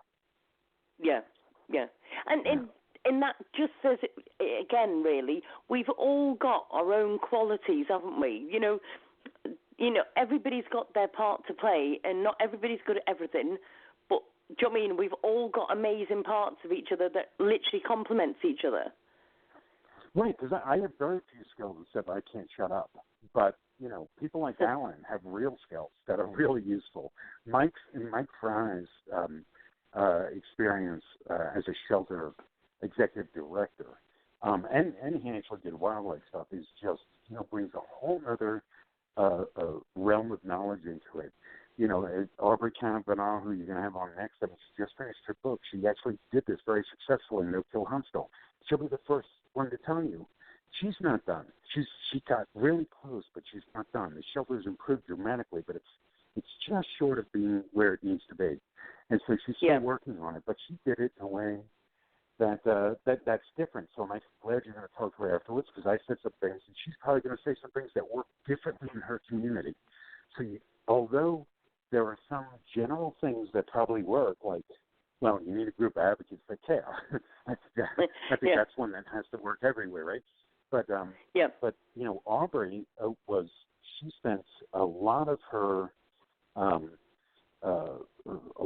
time making it clear of where your tax revenue was going.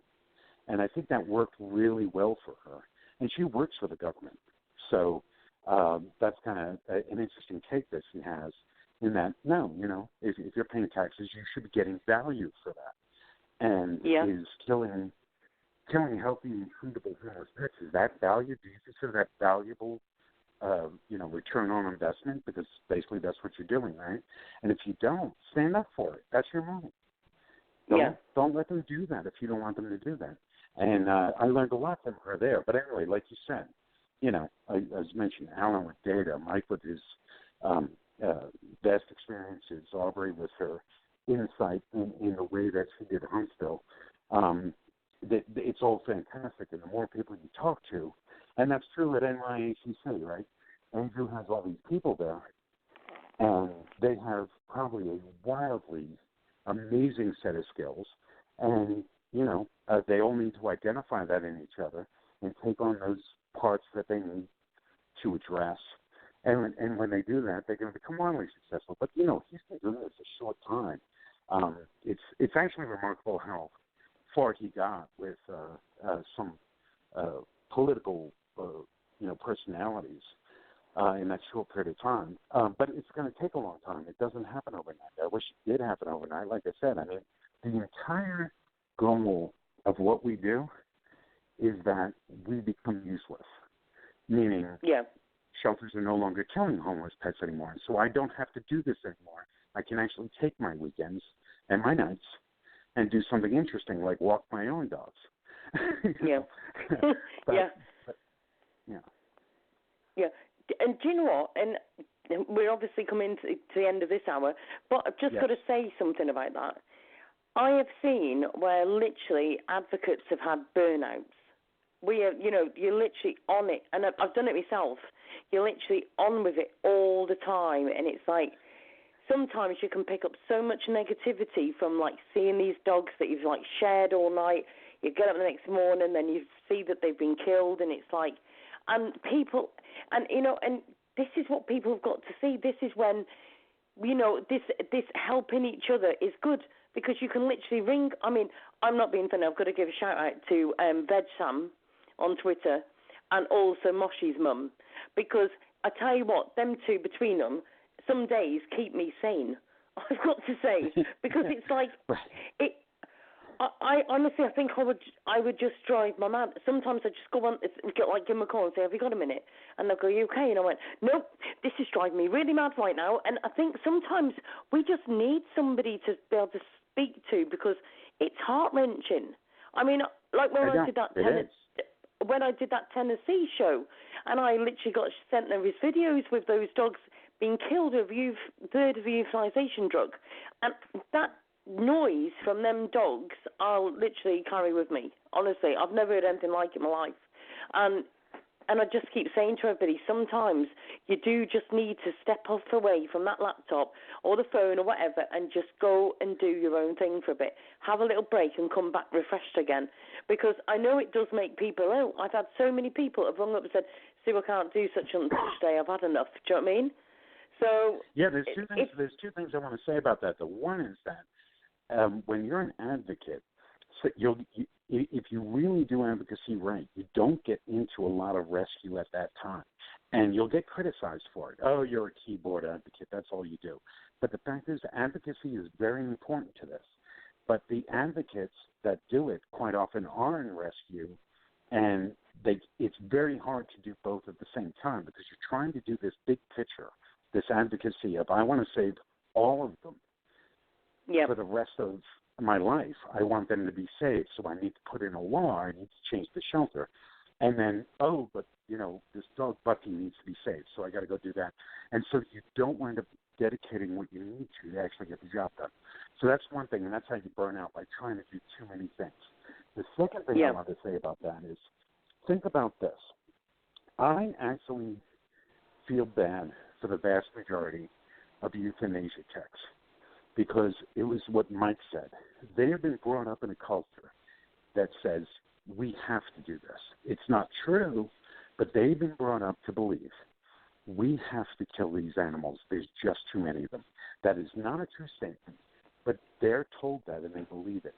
And think about the people that have to do this. This is, it's obviously terrible for the animals. They actually are killed.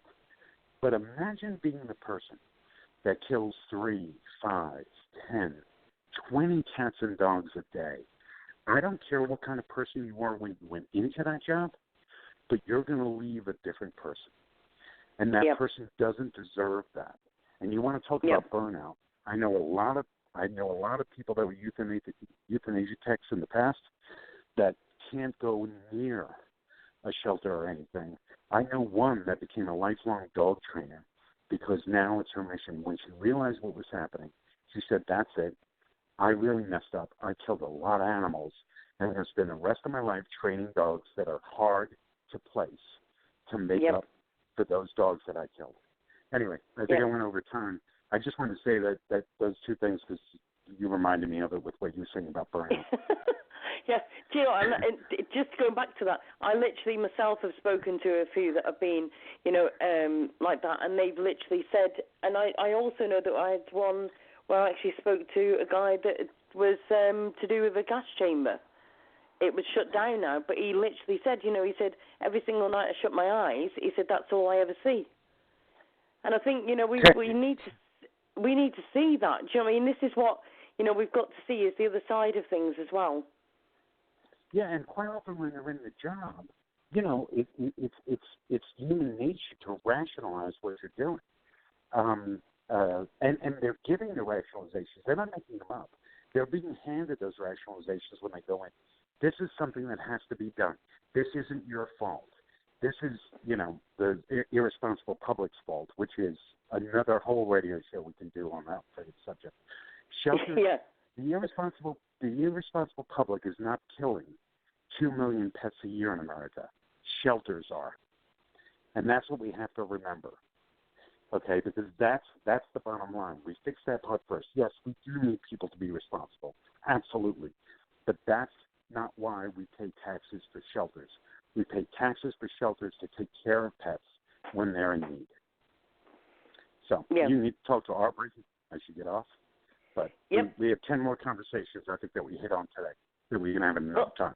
well, what I'll say to you is, I will say exactly the same to you as I said to Mike. Anytime you need a show for literally pushing out there further what you're doing, you're welcome on the show anytime you like. We'd love to have you back on.